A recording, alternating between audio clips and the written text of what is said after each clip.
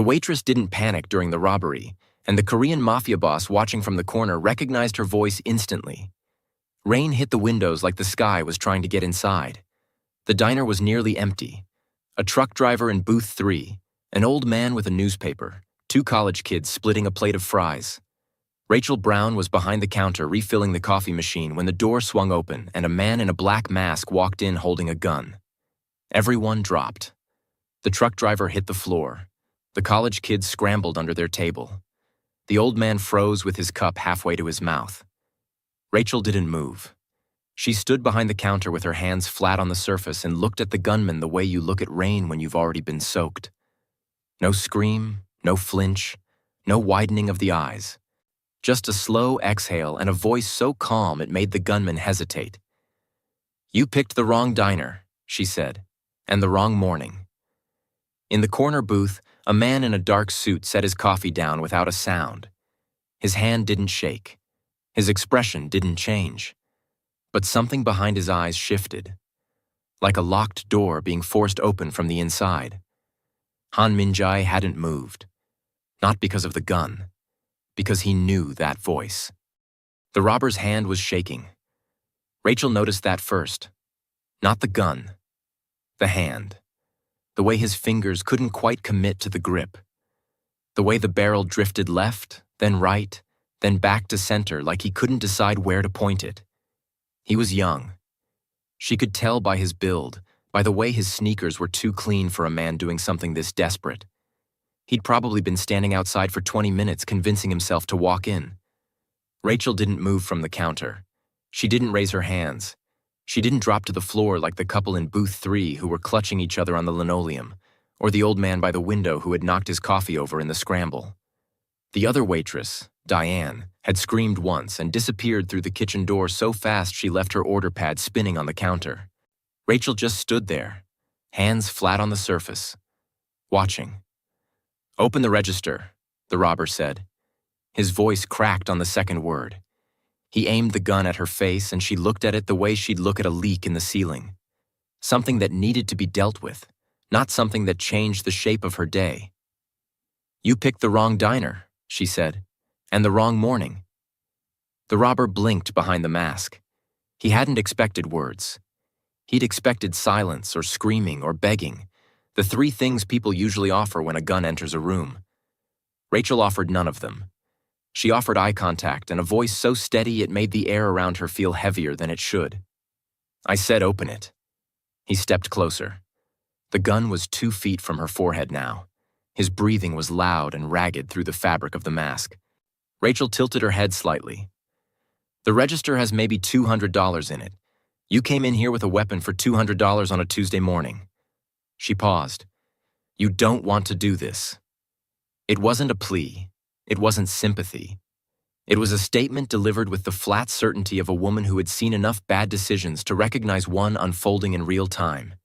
She said it the way someone says the sky is gray, without emotion, without investment, just fact. In the corner booth, Han Min-jae hadn't moved. His 2 men, seated across from him, had shifted at the first sight of the gun. One reached inside his jacket. Min-jae raised a hand without looking at him. A single gesture. "Stop." His men froze. Min-jae's eyes were locked on the woman behind the counter. Not on the robber. Not on the gun. On her. On the way she stood. And on the way her shoulders didn't climb toward her ears. On the way her breathing stayed even while every other person in the diner had stopped breathing entirely. And then she spoke again. Something low. Something directed at the robber that Min-jae couldn't fully hear, and his hand stopped halfway to his coffee cup. That voice. The room compressed. The rain on the windows became static. The fluorescent lights above the counter buzzed at a frequency only he seemed to hear. Everything in the diner reduced itself to a single point. The sound of a woman's voice he hadn't heard in 7 years. A voice that had no business being in this diner. A voice he had carried inside his chest like a scar he never let anyone see.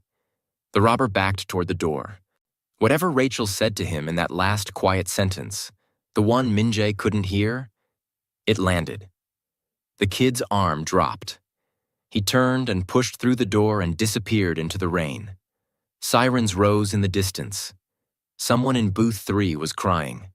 The old man by the window was still on the floor. Rachel pulled a rag from her apron and wiped down the counter where the old man's coffee had spilled. She refilled Diane's abandoned mug. She picked up the order pad and clicked her pen and turned to the next table like a robbery was just weather. Something that passed through and didn't stay. Minjai stood. His men stood with him.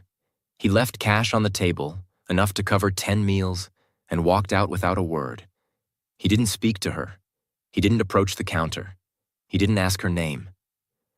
But he sat in the back of his car in the rain for a long time. Still, silent. His hands folded in his lap. His driver knew better than to ask. 7 years. That voice. That exact voice. He had found her. 7 years ago, Han Minjai sat in a diner at 3 in the morning and thought about dying. He was 22. His father had been dead for 6 days. The funeral was held in a language he barely spoke, in a country he barely knew, paid for with money he didn't have. The men who attended, his father's associates, the ones who wore dark suits and spoke in low voices and never looked anyone in the eye for too long, had come and gone without offering a single word of comfort. They came to confirm the death, to measure the vacuum, to decide what pieces of the empire were worth picking up and which ones could be left to rot. Minjai was the piece they left. He hadn't eaten in 2 days. He had $40 to his name. His apartment, if you could call a room above a dry cleaner with no heat an apartment, was waiting for him 3 blocks away, but he couldn't go back to it. Couldn't sit in that silence. Couldn't stare at the wall his father had leaned against during his last visit, 3 weeks before the heart attack, when he had looked at Minjai with something that might have been pride or might have been pity and said nothing at all. So he sat in a diner instead. Corner booth. Coffee he hadn't touched. Rain on the windows. The waitress had stopped checking on him an hour ago. The cook was scraping the grill in the back. The place was empty except for Minjai and the specific kind of quiet that only exists at 3 in the morning when the world has forgotten you're alive. He was thinking about the bridge, 6 blocks east. He had walked past it on the way here and stood at the railing for 11 minutes. He counted. 11 minutes of looking at black water and thinking about how easy it would be to stop carrying the weight of a name that had given him nothing except debt and enemies and a dead father in a foreign country. He didn't jump. But he didn't walk away because he wanted to live. He walked away because his legs moved before his mind decided. Muscle memory. Survival instinct.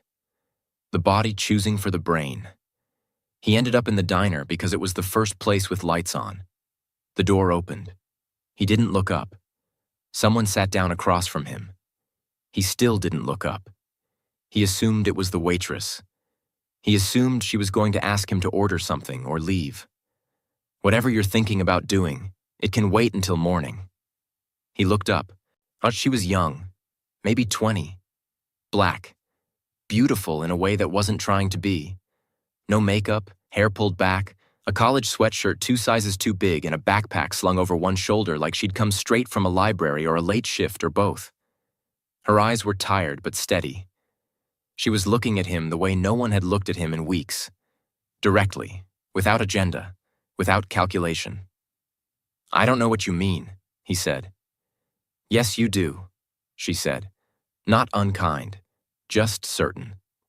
He stared at her. She didn't flinch. She didn't look away.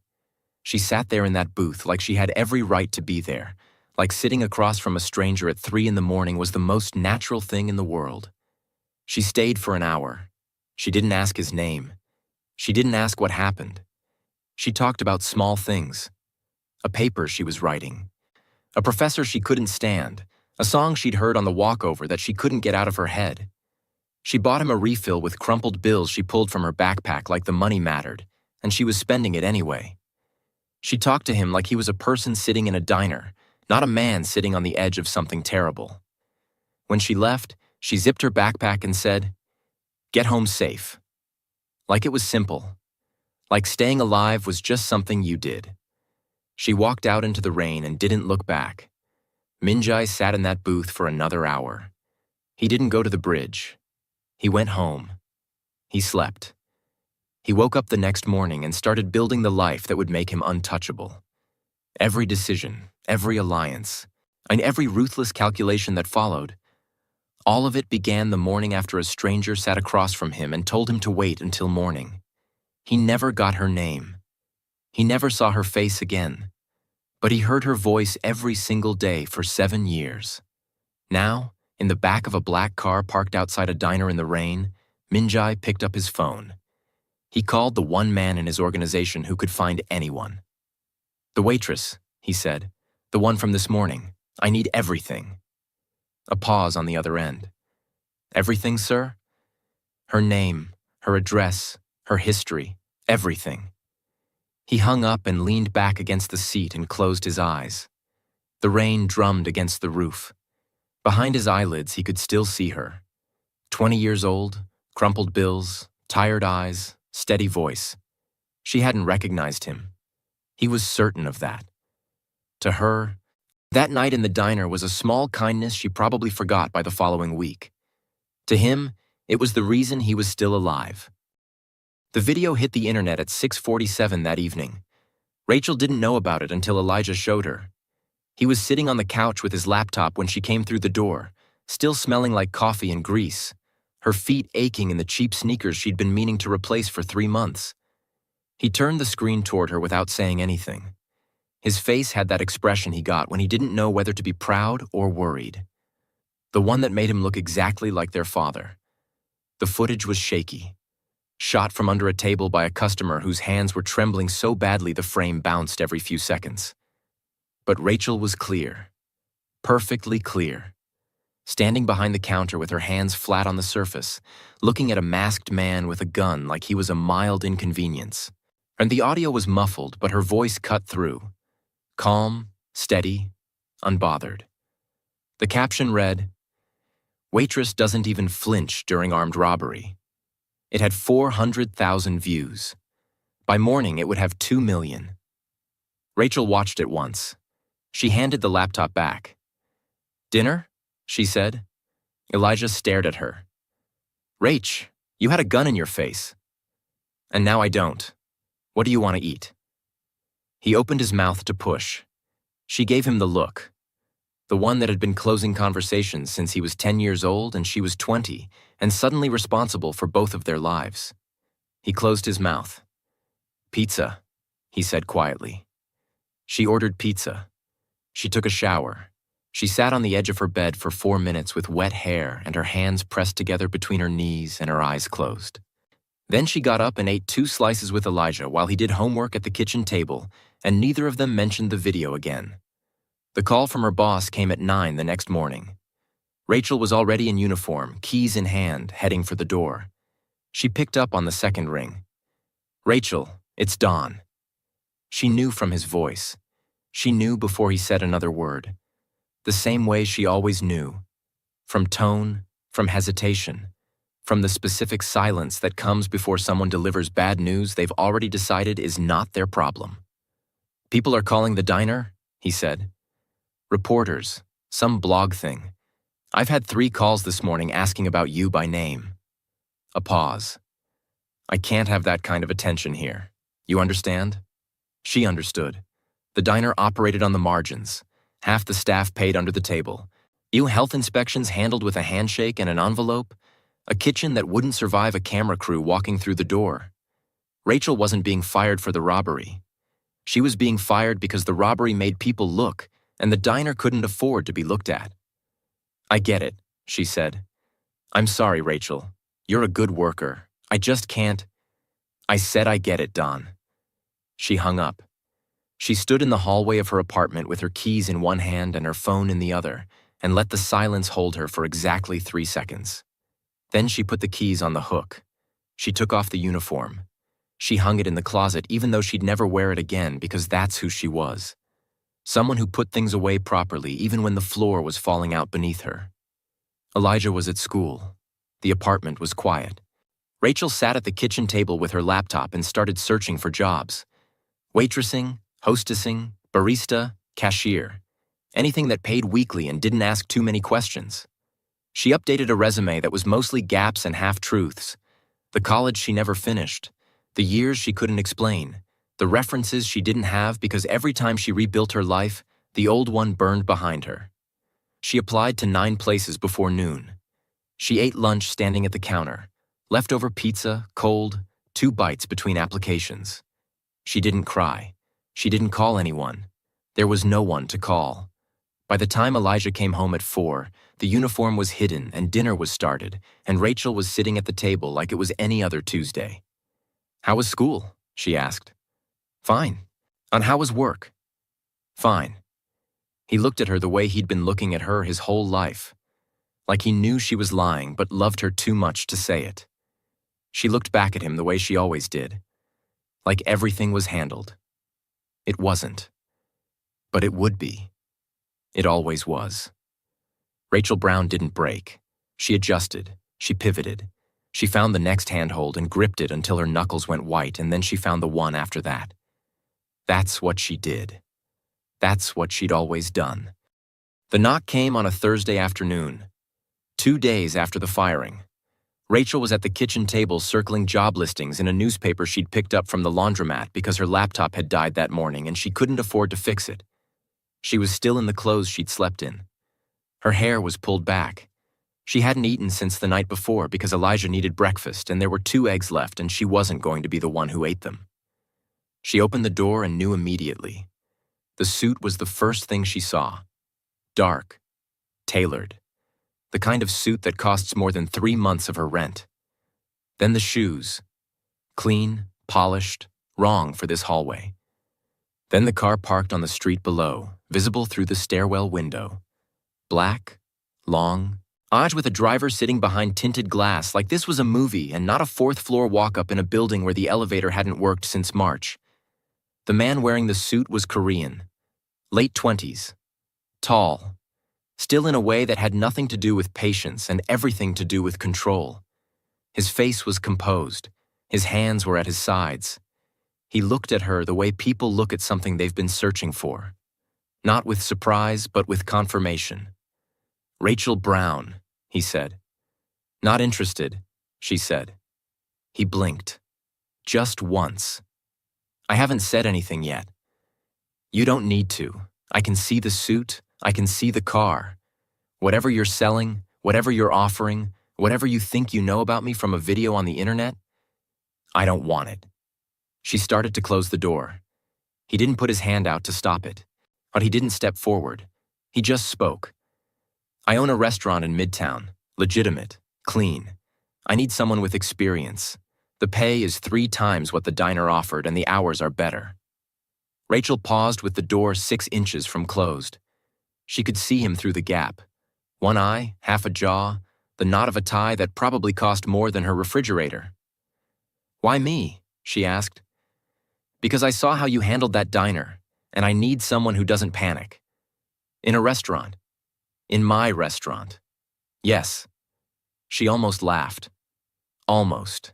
The kind of laugh that lives in the back of your throat when something is so absurd it circles all the way around to insulting. A man in a $10,000 suit showing up at her apartment offering her a waitressing job because he saw a video of her not crying during a robbery. "I don't know you," she said. "I don't know what you actually want.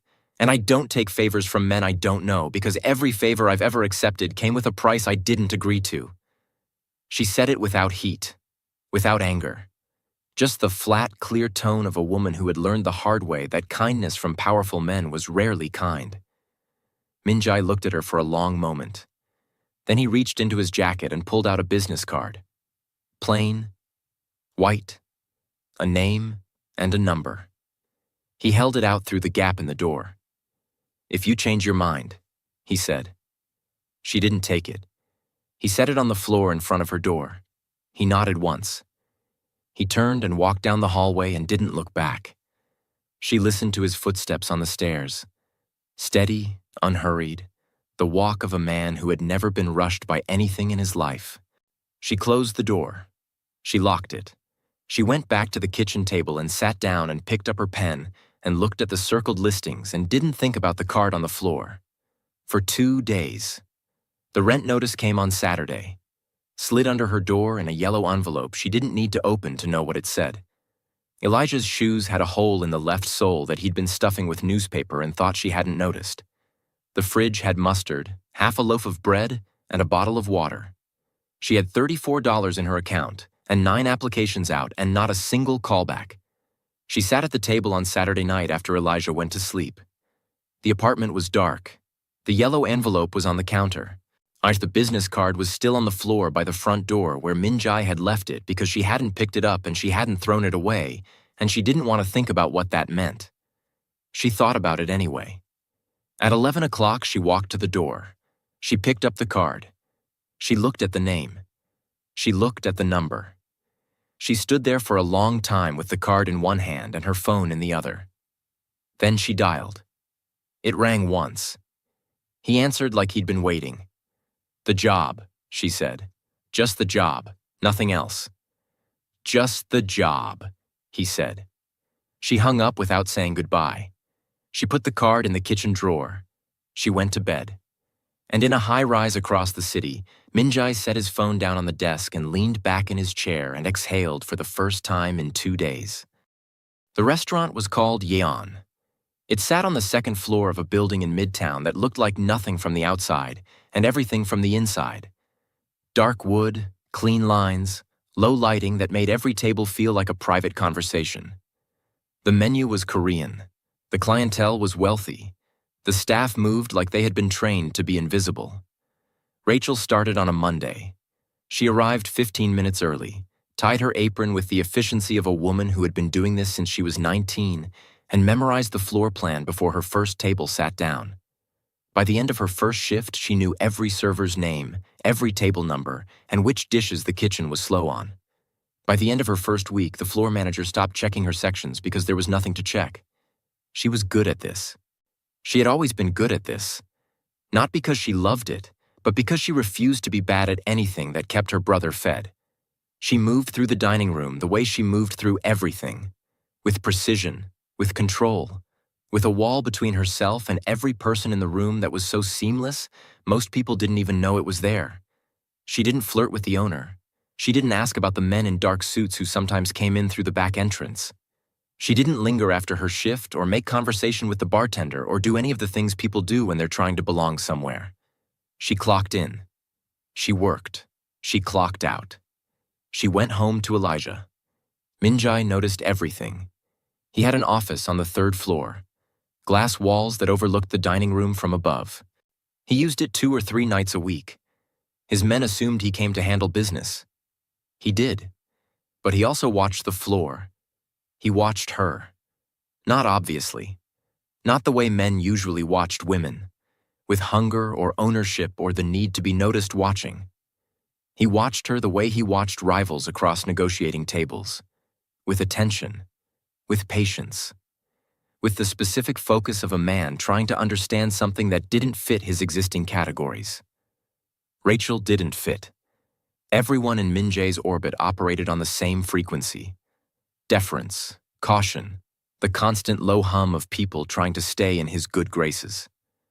Rachel operated on no frequency at all. She didn't adjust her voice when she knew he was nearby.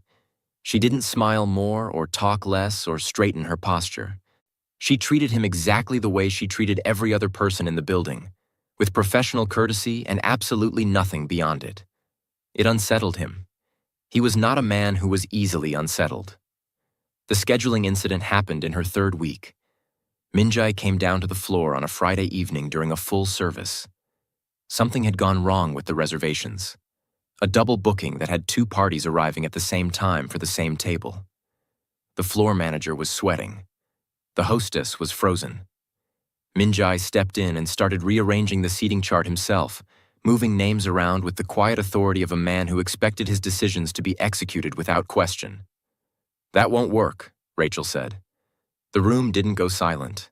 It went airless. The floor manager looked at the ground. The hostess stopped breathing. 2 servers at the drink station turned their heads slowly like witnesses to something they weren't sure they wanted to see. Rachel was standing 3 feet from Minjai with a tray balanced on one hand and an expression that suggested she hadn't noticed the temperature in the room drop by 30 degrees. She pointed at the chart with her free hand. Table 9 has a regular who always sits there on Fridays. You move her and she'll complain to your manager for the next month. Put the second party at 12. It's the same size and they won't know the difference. She said it the way she said everything. Flat, certain, without apology. Like being right was more important than being careful. Like the fact that every person in the room was terrified of the man she was correcting hadn't occurred to her. Or had occurred to her and simply didn't matter. Minjai looked at her. She looked back. The tray didn't wobble. Her eyes didn't drop. 3 seconds passed. He looked at the chart. He moved the second party to table 12. He said nothing. He walked back toward the stairs. Rachel delivered her drinks. The room exhaled. The floor manager wiped his forehead. The hostess sat down like her legs had given out. That night, after the last customer left and the lights came up and the staff filed out into the cold, Minjai sat alone in his third-floor office. The dining room was dark below. The chair across from his desk was empty. The building was silent. He thought about the way she said, "That won't work." No hesitation, no softening, no fear. He almost smiled. He didn't. But it was close. It started with the small things. Rachel didn't notice at first because she was trained not to notice. Trained by years of keeping her head down and her walls up and her attention on the only things that mattered. The job, the paycheck, Elijah. Everything else was noise. Everything else was a door she didn't need to open. But the small things kept happening. The first time was on a Wednesday. Rachel was closing, wiping tables, flipping chairs, running through the checklist the floor manager left on a clipboard by the bar. The restaurant was empty. The kitchen was dark. She assumed she was alone until she heard the creak of a chair from the third floor and looked up through the glass walls of the office and saw Minjai sitting at his desk with a pen in his hand and a stack of papers in front of him and the look of a man who had nowhere else to be. She went back to wiping tables. 10 minutes later, he came downstairs carrying 2 cups. He set one on the table she had just cleaned. Tea, no milk, no sugar. She hadn't told him how she took her tea. He had watched her make it for herself 3 times in the break room and remembered. "You didn't have to do that," she said. "I know," he said. He sat down across from her with his own cup and didn't say anything else. They sat in the empty restaurant for 20 minutes. She finished her tea. He finished his. They talked about nothing. The rain, or the construction on 5th Street that was making deliveries late. A customer that evening who had sent back the same dish 3 times and then left a 40% tip. Rachel told the story without smiling, but her voice had something in it that was close. Minjai listened the way he always listened. Completely, like whatever she was saying was the only sound in the world. She didn't ask about the men who came through the back entrance. She didn't ask about the phone calls he took in Korean with his jaw tight and his voice low. She didn't ask about any of it because she understood boundaries better than anyone. She had built enough of them to recognize when someone else's were load-bearing. The second time was a Friday. Same routine. Closing. Empty restaurant. He came downstairs. This time he didn't bring tea. He just sat at the bar while she finished and opened his laptop and worked in silence while she moved through her checklist. They didn't speak for 30 minutes. It should have been uncomfortable. It wasn't. The third time she noticed his hand. He was reaching for his cup and his sleeve pulled back and she saw the bruising across his knuckles. Deep purple fading to yellow at the edges. The kind that doesn't come from bumping into a cabinet. She looked at it for half a second. She didn't stop wiping the counter. She didn't look at his face. "You should ice that," she said. He pulled his sleeve down. "It's fine." "It's not fine. It's swollen. Ice it when you get home or it'll be worse tomorrow." She said it the same way she said everything. Direct, unbothered. Like caring about someone's hand was just practical information and not something that meant anything deeper. But Minjai looked at her when she said it, and something shifted in his expression. Not surprise, not gratitude, something quieter. The look of a man who had 100 people around him at all times, and none of them noticed when he was hurt. He iced it when he got home. He didn't tell her that. Rachel took the train home that night. Elijah was asleep. The apartment was dark. She dropped her bag by the door and sat on the edge of her bed without turning on the light. Her shoes were still on. Her coat was still on. She sat there with her hands in her lap and felt something moving beneath the surface of her chest.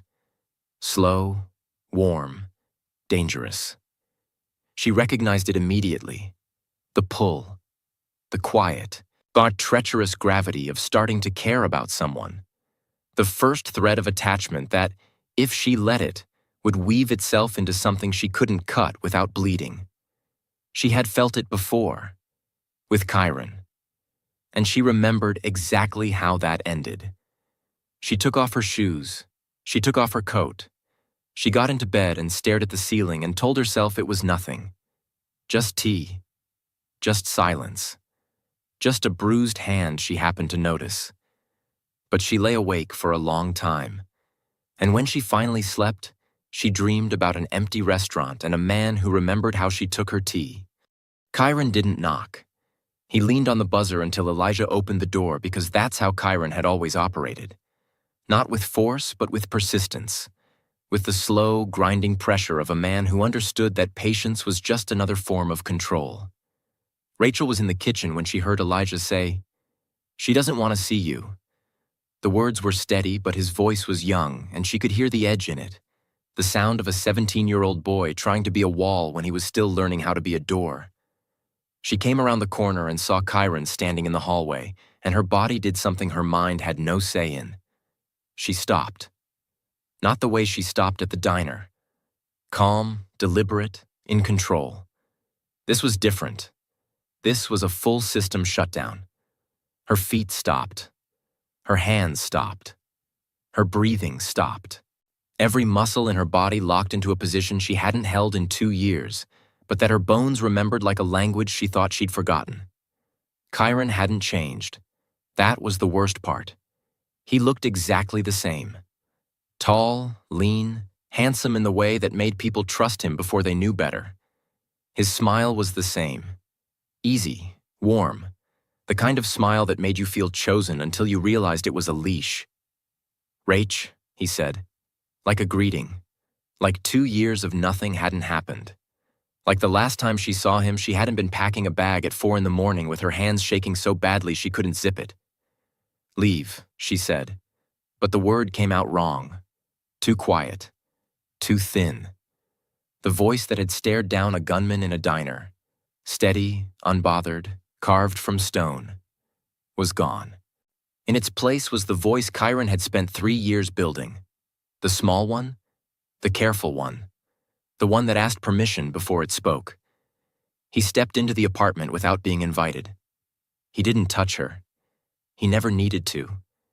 He just filled the space the way he always did, with his body, his height, his ease, his certainty that every room he entered belonged to him. "Saw your video," he said. "You're famous now." He looked around the apartment, the small kitchen, the secondhand furniture, the crack in the ceiling she hadn't been able to fix. His eyes cataloged everything, and she could feel him doing the math. The quiet calculation of a man measuring how far she'd fallen so he could remind her she'd never rise. "Still doing this, huh?" he said. Not a question. Elijah was standing behind Rachel with his fists tight at his sides and his jaw clenched, and she could feel his anger radiating like heat. He was 17. He was built like their father. And he hated Kyron with a clarity that Rachel envied because her own feelings about the man standing in her kitchen were so tangled she couldn't find the ends. "You need to go," Elijah said. Kyron didn't look at him. He looked at Rachel. He always looked at Rachel because he had always known, that she was the lock and everyone else was just furniture. "I just came to check on you," he said. Soft, gentle. The voice, the one that used to come after the silence, after the coldness, after the days of being ignored until she was so desperate for warmth that she'd accept any version of it, even the kind that burned. Rachel said nothing. She stood in her own kitchen in her own apartment and said nothing because her mouth wouldn't open and her voice wouldn't come, and the woman who told a robber he picked the wrong morning was nowhere to be found. Kyron stayed for 6 minutes. He talked. She didn't. When he left, he touched her shoulder on the way out, just a brush, just enough. And she flinched so hard Elijah made a sound behind her like something inside him broke. The door closed. Rachel didn't move. Elijah was already in the kitchen pulling open the junk drawer where Rachel kept the business card she thought she'd hidden. He dialed the number on the restaurant's main line because it was the only number he had that wasn't a friend from school or a pizza place. Minjai arrived in 20 minutes. He came alone. No car, no driver. He knocked once, gently, and Elijah opened the door and stepped aside without a word. Rachel was sitting at the kitchen table. Her hands were flat on the surface. Her eyes were dry. She looked exactly the way she looked in the diner. Still, composed, unreadable. But Minjai saw what everyone else would have missed. The slight tremor in her left hand. The way her jaw was clenched so tight the muscle flickered. The way her eyes were focused on a point on the wall that wasn't there. She wasn't calm. She was holding herself together with everything she had, and it was costing her every ounce of strength she possessed. "He's gone," Elijah said quietly from the hallway. Minjai nodded. He didn't sit down. He didn't move toward her. He stood in the doorway of her kitchen and waited. When Rachel finally spoke, her voice was low and shaking and furious. "Don't," she said. "I didn't say anything. Don't look at me like that. Don't stand there like you need to fix this. I don't need you here. I didn't call you. I didn't ask for this." Her voice cracked on the last word. Not from sadness, from rage. At Kyron for showing up. At Elijah for calling. At Minjai for standing in her kitchen with that look on his face. The one that said he saw her. Really saw her. Not the woman from the diner. Not the waitress who didn't flinch. But the woman underneath. The one who froze in her own home because a man she left 2 years ago walked through the door and her body forgot every wall she'd built since. She was furious at herself. For freezing. For going small. For becoming the version of herself she had spent 2 years dismantling, brick by brick. And in the space of 6 minutes. Minjai didn't argue. He didn't leave. He stood in her doorway and took every word the same way she had taken the gun in the diner, without flinching. "I'll be outside," he said. "If you need anything." He left. He sat on the stairwell 1 floor down for an hour. Rachel didn't come out. He didn't expect her to. When he finally stood and walked down to the street, he looked up at her window. The light was off, but she was sitting by it. He couldn't see her, but she could see him. And she watched him walk to the corner and disappear into the dark, and she pressed her forehead against the cold glass and breathed. Rachel didn't come to work the next day, or the day after. On the 3rd day, Minjai drove to her apartment. He didn't send a car. He didn't send a man. He came himself because something told him this wasn't a conversation that could be delegated. She opened the door on the 2nd knock. She was dressed. Her hair was pulled back. Her eyes were clear and hard and ready for exactly this moment. She had been expecting him, maybe even waiting. "Don't," she said. "You haven't been at work." "I'm not coming back." She said it the way she said everything. Flat, final, a door closing with no handle on the outside. She stood in the doorway with one hand on the frame like a woman guarding the last space on earth that belonged to her, and she looked at him with an expression that dared him to argue. He didn't argue. He stood in the hallway and waited. "I don't need this," Rachel said. "I don't need you showing up at my door every time something goes wrong in my life. I don't need a man in a suit deciding when I need help and how much and what kind. I've had that. I've lived inside that. A man who showed up with answers I didn't ask for and solutions I didn't want and made me feel like I owed him something for every single one." Her voice was rising. Not shouting. Rachel didn't shout. But the volume was climbing in a way that told Minjai the words had been sitting in her chest for days, maybe longer, pressing against her ribs like something alive. "You don't know me," she said. You saw a video. You saw a woman who didn't cry when a gun was in her face, and you decided that was interesting. You gave me a job. You brought me tea. You showed up at my apartment at midnight because my 17-year-old brother called you. And now you're here again, standing in my hallway, looking at me like I'm something you need to fix. She took a breath. Her hand tightened on the door frame. I am not something you fix. I am not a project. I am not a debt you owe. I don't need your money. I don't need your power. I don't need another man standing in my doorway telling me he knows what's best for me. Because the last one who did that spent 3 years taking me apart piece by piece until I couldn't recognize my own face in the mirror. The hallway was silent. A door opened somewhere on the floor below and closed again. And the building hummed with the low frequency of other people's lives continuing while 2 people stood 3 feet apart with 7 years of unspoken history between them. Minjai took every word without moving. His expression didn't change. His posture didn't shift. He stood in the hallway the same way she had stood behind that counter, absorbing the impact without flinching, letting it land, letting it stay. Then he spoke, quietly, without defense. I'm not here because I think you're weak, he said. I'm here because 7 years ago, a woman I'd never met saw me through a window at 3 in the morning and walked into a diner she had no reason to enter. I was 22 years old. My father had just died. I had nothing. I was no one. I was sitting in that booth deciding whether or not to stay alive. Rachel's hand loosened on the door frame. Her lips parted, but no sound came out. She sat across from me, Minjai continued. She didn't ask my name. She didn't ask what was wrong. She just sat there and talked to me like I was a person. She bought me coffee with money I could tell she didn't have. She stayed for an hour, and when she left, she said something I've never forgotten. He looked at her, not at the waitress, not at the woman from the video, at her. That woman was you, Rachel. The hallway contracted. The light from her apartment fell across both of them in a yellow stripe that cut the floor in half. Rachel stared at him. Her jaw was tight. Her eyes were wet, but nothing fell. I don't remember you, she whispered. I know. I don't remember your face. I know, but you remember the night. She did. She could see it. Not clearly, not completely, but in fragments. A diner, rain, a young man with his head down and his hands shaking and coffee going cold in front of him. She had been 20. Walking home from the library, she saw him through the glass, and something in the way he was sitting made her stop, made her go inside, made her sit down across from a stranger because he looked like a person who was running out of reasons. Whatever you're thinking about doing, she said softly, it can wait until morning. Minjai closed his eyes, just for a moment. When he opened them, they were bright, and he didn't try to hide it. That sentence is the reason I'm alive, he said.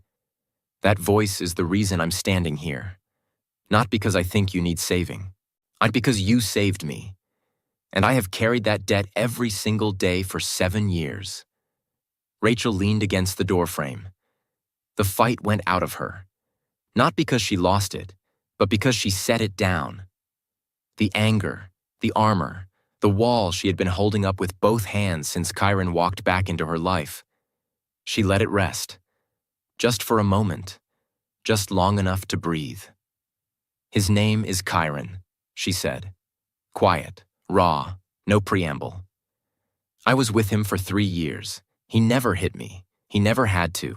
He just talked. And talked. And talked until I forgot what my own voice sounded like. Until I stopped disagreeing. Until I stopped leaving the apartment.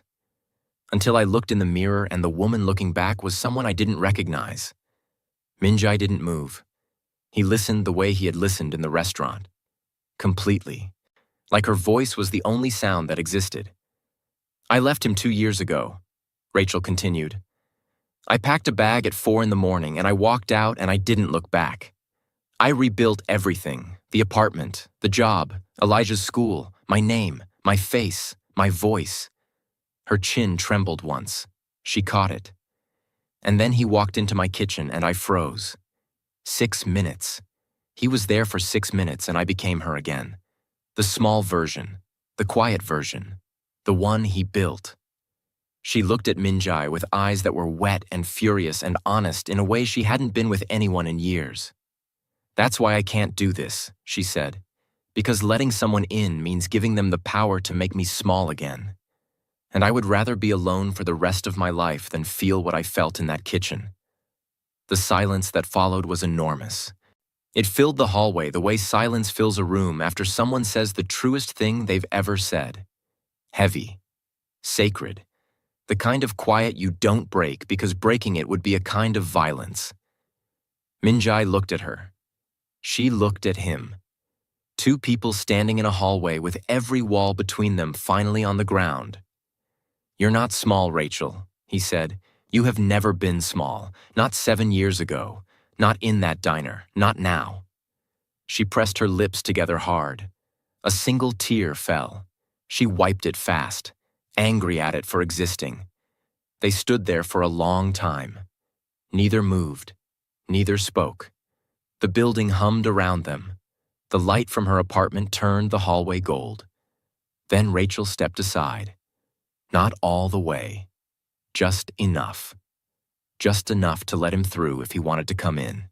Just enough to say what her voice couldn't. Minjai stepped inside. She closed the door behind him. They sat at her kitchen table.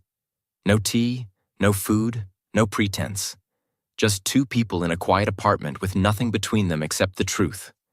And for the first time in 7 years, neither of them was sitting alone. Elijah called her from school on a Tuesday. His voice was wrong. Not scared exactly. Elijah had too much of their father in him to sound scared, but tight, controlled. The voice of a boy trying very hard to sound like a man. "He was outside the school," Elijah said, "just standing there, by the fence. He didn't say anything. He just looked at me." Rachel's hand tightened around her phone until the case creaked. She was standing in the break room at Yeon. She had come back to work 4 days after the night in the hallway, without explanation, without apology, and Minjai hadn't asked for either. She pressed her back against the wall and closed her eyes and felt something move through her body that wasn't fear. It was fury. Not the shaking, helpless kind she felt when Chiron stood in her kitchen, and not the kind that turned inward and became shame. This was different. This was clean. This was the anger of a woman who had survived everything a man could do to her spirit and had one line left that could not be crossed. He had crossed it. "Go inside," she told Elijah. "Stay in the building, I'm coming." She didn't call Minjai. She didn't tell anyone where she was going. She took off her apron, folded it on the break room counter, walked out the back door, and took the train across the city with her jaw set and her hands still in her lap and a calm settling over her that she recognized. It was the same calm from the diner, the same stillness that came when the gun was in her face, and the place inside her that went quiet when everything else was loud. Not because she was numb, but because she had already decided what she was going to do, and there was nothing left to be afraid of.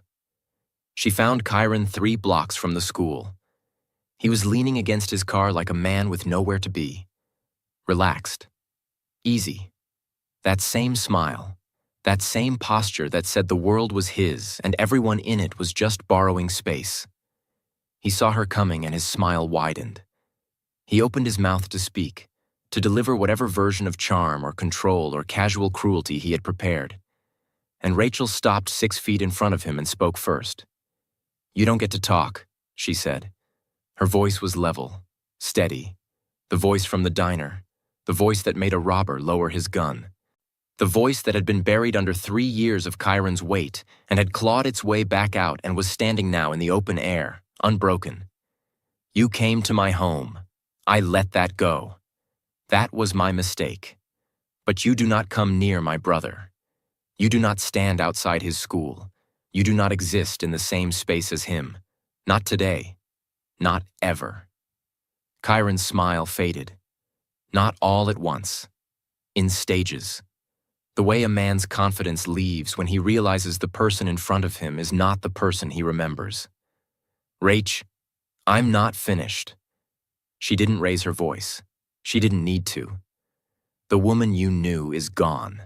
You didn't kill her. She outgrew you. And the woman standing here right now will take apart everything you have, your name, your reputation, every corner of your life. If you come near Elijah again, I don't need a man to do it. I don't need money. I don't need help. I just need you to look at me and understand that I mean every word I'm saying. She held his gaze. She didn't blink. She didn't waver. She stood on that sidewalk with the wind pulling at her jacket and the noise of the city around them, and she let him see exactly who she was. Not the girl he met when she was 23 and grieving and vulnerable. Not the woman who flinched in her kitchen 6 days ago. This one. The one who was done. Kyron looked at her for a long time. His jaw worked. His hands flexed at his sides. He searched her face for the crack. The one he always found. The one he always pressed until it opened. He searched and found nothing. He got in his car. He drove away. He didn't look back.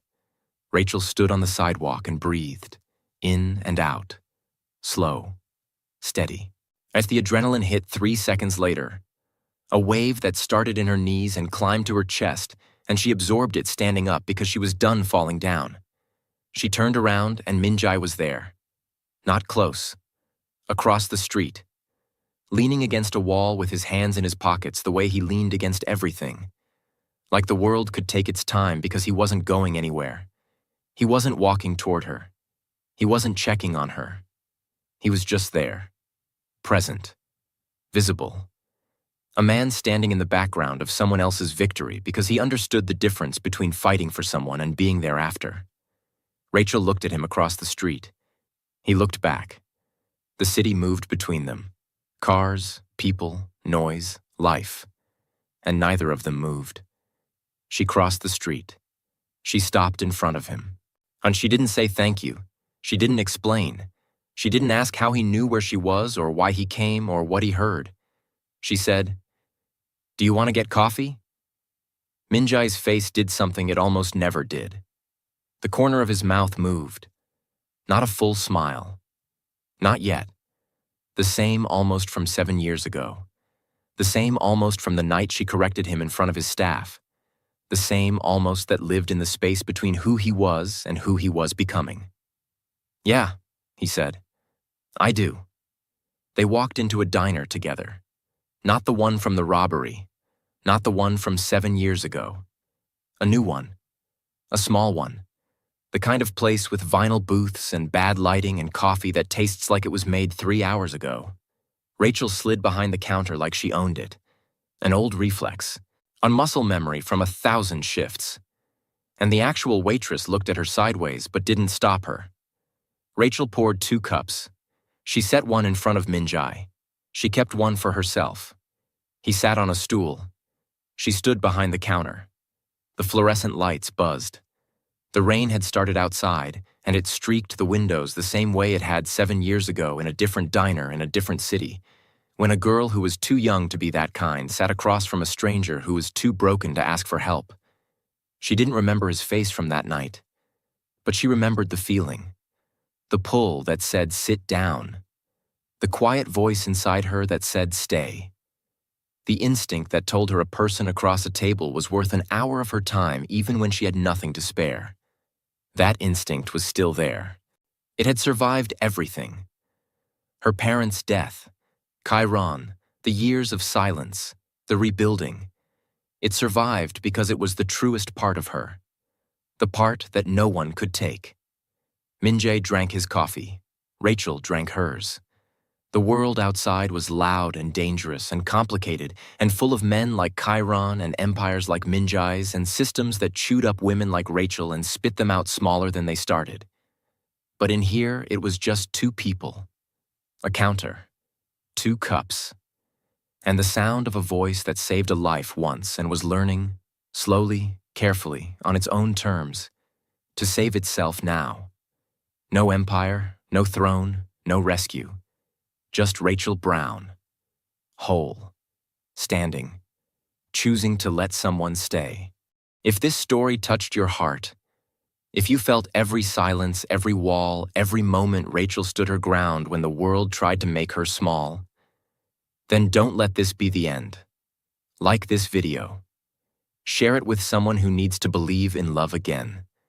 And subscribe for more stories of people who fight the world and win. Thank you for watching. Thank you for feeling with me.